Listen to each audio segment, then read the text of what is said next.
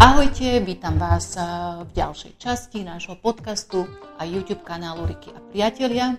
Dnes sa stretávame v ateliéri Slávky Kryžanovej, ktorá sa venuje umeniu a tiež duchovnu.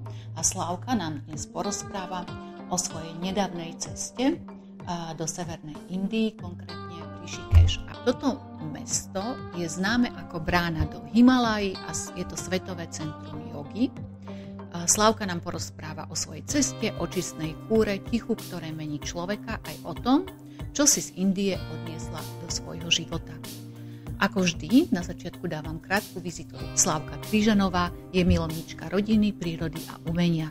Vyštudovala ekonomickú univerzitu, sama maľuje, tvorí, pomáhala rozbehnúť dnes úspešnú firmu s renovovaním nábytku restartos.sk.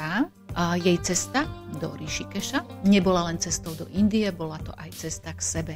Slávka je maminou dvoch tínedžeriek, Alex a Sandry. Slávka, čo ťa priviedlo práve do Rishikeša? Prečo si vybrala toto miesto? Asi to bola skôr náhoda ako výber, respektíve taká zhoda okolností. Ja som vlastne už dlhšie cítila také volanie, že ten ajurvédsky pobyt ma proste strašne lákal, strašne som to mala takú túžbu to zažiť. Asi to aj vzniklo tým, že človek je vo vzťahu dlhé roky, má rodinu, venuje sa rodine, deťom, v podstate je práca. Ale ja som túžila proste zažiť niečo také, že sama pre seba, iba pre mňa, kde by bolo o mňa postarané. Teraz je také populárne, sú tie pobyty na Srí Lanke skôr. Chodí tam viacero známych osobností, ale potom vlastne, keď som si to študovala a pátrala a proste hľadala, že kam by som asi tak išla, tak vlastne som sa dozvedela, že taká tá práva očista je skôr v Indii, alebo proste, že skôr to tam nájdem. Tak potom som vlastne ešte chvíľku bojovala s tým, že radšej by som išla, keby to bolo niekde pri mori, čož je vlastne Kerala v Indii, sú tam mnohé ajurvédske centrá. Nakoniec padla voľba proste na severnú Indiu. Neboli sme priamo v Rishikeši, ale boli sme pár kilometrov od mesta Rishikesh, v takom uzavretom centre. A čo si očakávala od takéhoto pobytu? Očakávala som presne, že celý deň sa mi bude niekto venovať, alebo bude mať proste možnosť cvičiť, meditovať, mať terapie, čo v podstate aj splnilo. Ako by si porovnala klasickú dovolenku, keby si mala porovnať tento pobyt, tak v čom sú tie rozdiely? Klasická dovolenka je pre každého asi niečo iné, ale niekto cestuje, niekto má skôr all-inclusive niekde pri hoteli. Táto dovolenka bolo, že naozaj, že iba 24 hodín venovania sa samej sebe. Očistná strava, veľmi taká skromná by som povedala, kdežto na dovolenke si asi človek viacej dovolí, už aj z toho slova dovolenka. Možno, že viacej dá si nejaký alkohol, pri tomto pobyte to je úplne, že sú tam proste veci, ktoré by sa nemali. Samozrejme, že niekto to nezakazuje, ale alkohol, káva určite nie, mäso takisto. V podstate ja som tam mala vegánsku stravu. Ako by si nás preniesla na to miesto? Keď som vlastne došla do toho ajurvédskeho centra, tak bol to taký uzavretý areál, aby vlastne boli redukované všetky vnemy a vzruchy zvonku. Bola tam obrovská záhrada, kde sme mali priestor vlastne tráviť čas a byť sami so sebou. Mne sa páčilo, že tam bolo málo ľudí, čo som sa ja toho bála, aby tam proste nebol nejaký pohyb veľký a neznášam davy. Celý ten pobyt vlastne nám pomohla zorganizovať jedna baba zo Slovenska, ktorá sa venuje týmto pobytom. A konkrétne v tomto centre sme boli 5 Sloveniek. Okrem nás 5 tam bolo ešte možno, že 5 ľudí. Málo kedy som stretla niekde niekoho, možno, že na večeri som videla, že niekde obďaleč niekto sedí. Ale mne sa páčilo vlastne toto ticho a tento pokoj. Bola tam krásna záhrada, v Indii už akurát začínala sezóna. Bola som tam v marci tohto roka. Teploty cez deň už boli také, že už sme mohli byť vlastne v letných šatách. V pozadí bolo vidno hory, už vlastne Himaláje. Inak sme proste boli oddelení od celého života, že bol to normálne oplotený, uzavretý areál. A mali sme možnosť sa ísť prechádzať von mimo areálu, čo v podstate boli uličky s rodinnými domami. My keď sme tam vlastne došli, tak sme mali vstupnú konzultáciu s ajurvédskym lekárom, ktorý určil na základe našej doše a aktuálnych zdravotných problémov terapiu a jedlo celkovo šité na mieru, procedúry a stravu. A tá konzultácia prebiehala v angličtine a bola možnosť prekladateľa? Áno, konzultácia prebiehala v angličtine. Nami tam bola tá baba, ktorá nás vlastne brala do Indie, ktorá tlmočila. Teda ja som to mala v angličtine, keďže ovládam. A vlastne potom, keď tam tá baba nebola, tak som pomáhala tým zvyšným 4 babám, ktorými som bola spolu tlmočiť, ak niečo potrebovali. Ale tá lekárka je veľmi ústretová, Google Translator a proste dneska je už technológia. Podľa mňa, že človek nahovorí nejakej reči a ona si to preloží, ale samozrejme, že je komfortnejšie, keď človek vie po anglicky, tak si to lepšie skonzultuje a nemusíte sa bať ani odborných pojmov zdravotných. Ak by mal niekto záujem pobytu, keďže vašim sprostredkovateľom bola dáma nejaká, tak vieme povedať na ňu meno. Tento pobyt pomohla zorganizovať Ajur Janka. Myslím, že ľudia ju vedia vyhľadať na Facebooku alebo aj na internete pod týmto menom. Je to veľmi milá, príjemná osoba, ktorá sa venuje ajurvede. To pobytov zorganizovala už mnoho. Je tento pobyt cenovo dostupný a na ako dlho si tam bola? Je to finančne náročnejšie ako nejaká klasická dovolenka v Chorvátsku alebo takto. Pohybuje sa v rozmedzi. Asi je zásadné, že na ktoré miesto, ale v tom rozmedzi asi od 1800 eur až po 3000. A určite aj vyššie. Určite sú aj rezorty, kde je to ešte aj viacej. Plus samozrejme letenka. Aký dlhý bol tvoj pobyt? Ja som bola v Indii 16 dní. Z toho vlastne na začiatku sme mali takú malú ochutnávku Indie, kde sme chvíľku cestovali. Pozreli sme si niektoré pekné miesta, ako Taj Mahal napríklad, potom to mesto Rishikesh. A potom sme sa vlastne presunuli na 12 dní a 12 nocí do toho ajurvédskeho centra. Keby si mala pár vetami povedať taký tvoj dojem ohľadom Indie a to v tom mieste, tak čo by si povedala? India je krajina mnohých vôní, mnohých obrazov. Je tam obrovská chudoba, obrovské bohatstvo. Proste je to obrovská krajina. Za jeden pobyt sa to nedá obsiahnuť. Indiu človek miluje alebo nenávidí, tak sa hovorí. A v tvojom prípade si zamilovala Indiu? Ale áno, mne sa tam páčilo. Uvidím, že ak by som sa tam vrátila, tak ľudne aj do tohto centra, ale tým, že človek má len jeden život, tak možno, že aj na iné miesto, aby toho viacej videl. Ako vyzeral tvoj deň v tomto centre? O 6 až 6:30 vstávali, od 7 do 8 sme mali rannú hodinu jogy, potom sme išli na raňajky, potom som mala asi takú hodinku a pol čas sama pre seba, to som väčšinou strávila s knihou pri bazéne, potom ma čakala doobedná hodinová procedúra, po nej väčšinou následovala sauna ako súčasť toho detoxikačného procesu. Ešte som zabudla, ešte tam bola ranná polhodinová meditácia vlastne do tej procedúry. Potom okolo 1 sme mali obed. Znovu som mala asi takú hodinku a pol čas pre seba po obede. Čiže znovu som bola niekde na slnku v záhrade. Potom som mala polhodinovú terapeutickú jogu po obede, čiže jogu šitú na mieru na moje problémy. Po nej následovala znovu hodinová procedúra. Z nej som sa potom presunula na hodinovú večernú jogu. A večer o 7 som mala večeru. Ako vyzeralo tvoje ubytovanie?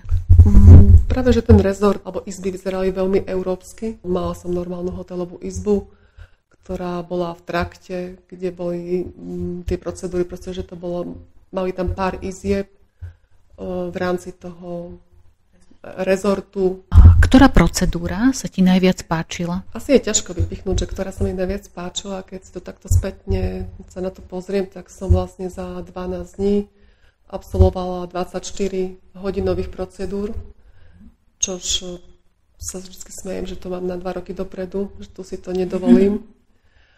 Ale mali sme tam rôzne procedúry. Klasická masáž, olejová masáž, masáž s peelingom, širodara, to je liatie teplého oleja na čelo. Potom opozit tejto masáže bolo, že liatie teplého oleja vlastne po celom tele. To je veľmi príjemné. Aká bola strava? Strava bola veľmi pôstna, taká veľmi jednoduchá, indická a ešte je vlastne rozdiel počas normálnych dní a počas očistných dní. Počas očistných dní bola ešte prísnejšia a pôstnejšia tá strava. Indovia, myslím, že minimálne 50% z nich sú vegetariáni. Ani ja som počas toho pobytu tam ani nemala, doma jedávam mäso, nie som úplná vegetariánka, ale tam som nemala potrebu nejako jesť mäso. Ani nám tam nedávali. Samozrejme, zase tam bol jedálniček, mohla som si objednať kľudne aj špagety carbonara, keby som mala záujem. Bol to aj klasický hotel, že dalo sa tam vlastne objednať čokoľvek si človek zmyslí. Ale my sme mali vlastne stravu šitú na mieru, každý z nás 5 mala iné jedlo na raňajky, proste každá mala svoje, podľa čoho čo dostávala.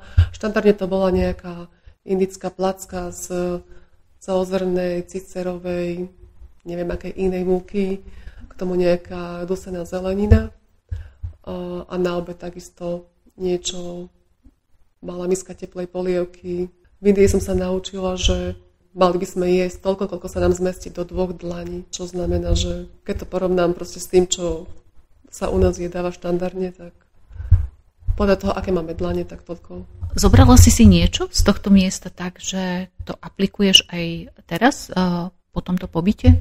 Tak určite to jedenie, to množstvo jedla, tie 2 dlane mám vždycky na pamäti. Tam sme vlastne celý pobyt pili teplú vodu. Pitie teplej vody podporuje tráviaci oheň, čiže to sa snažím praktizovať aj doma. A samozrejme meditácie. Aké tam boli meditácie a ako ty medituješ? Každý deň bola vedená meditácia, pol hodina s joginom a takisto aj rôzne dýchové cvičenia, praktizovanie zvukov om. Meditujem asi aj podľa nálady, že na čo mám hlavne chuť. Robím rôzne zvukové cvičenia s om, rozochvievanie bránice, uvoľnenie mysle, proste, že vyprázdniť si hlavu. Komu by si odporúčila tento pobyt? Prijala by som každému, aby si to mohol zažiť, ale takýto ozdravný pobyt je určite dobré proste pre niekoho, kto má nejaké zdravotné problémy alebo si len chce vyčistiť hlavu. V Indii existujú aj rôzne kliniky alebo centra. Toto moje konkrétne takto nebolo, ale že majú aj na stránke popísané, že očistný pobyt na tráviace problémy, očistný pobyt pri psoriáze, že si človek kvázi vie pozrieť a ísť aj podľa svojej diagnózy, aj na redukciu hmotnosti. Rada by som sa ešte opýtala na ľudí, na personál, ktorý ťa obklopoval. Indovia sú veľmi milí, usmievaví, aj napriek tomu, že mnohí z nich sú chudobní. Aspoň v tomto centre ja som stretla veľmi milých a príjemných ľudí. Samozrejme, že na ulici vonku, mimo centra, kde je veľká chudoba, vidíte rôznu zmes rôznych ľudí. Ale v tomto centre boli všetci príjemní. Bol aj nejaký rituál, keď ste sa stretávali, úklon, pozdravenie? Vždycky pred terapiou sme sa spolu pomodlili s tou mojou terapeutkou a vlastne celý pobyt som mala jednu terapeutku. Čiže už sme sa aj poznali, alebo bolo to veľmi príjemné mať vlastne jedného človeka, ktorý sa o mňa staral. A veľmi ma zaujímalo, aká tam bola fauna a flóra? Mesto Rishikesh je už vlastne severnejšie, tá severná India, čiže tam už nebolo tak teplo ako dole v tých južnejších častiach, ale aj tak tam bolo asi cez tých 28 stupňov a flóra, už sa všetko zelenalo, napríklad v záhrade kvitla práve wisteria, keď som tam ja bola, čiže to bolo nádherné. Mali tam robené také záhony s vlčím makom a kopu kadejakými kvetmi, ktorých mena neviem, ale boli nádherné. A obklopovali vás nejaké zvieratka? Behlo tam kopec opic, sem tam pribehli aj niečo chceli uchmatnúť, čiže ich potom tam vyháňali z toho areálu a papagáje škriekali. A ráno ste skoro vstávali, ako si spomínala. Kto vás budil? V Indii je posun plus 4,5 hodiny, respektíve na tom mieste, kde som ja bola, bolo oproti nám plus 4,5 hodiny. To znamená, že slovenského času ešte bola hlboká noc, kedy sme vstávali, ale tak klasicky na mobil sme sa zobudili. Aký bol tvoj návrat domov?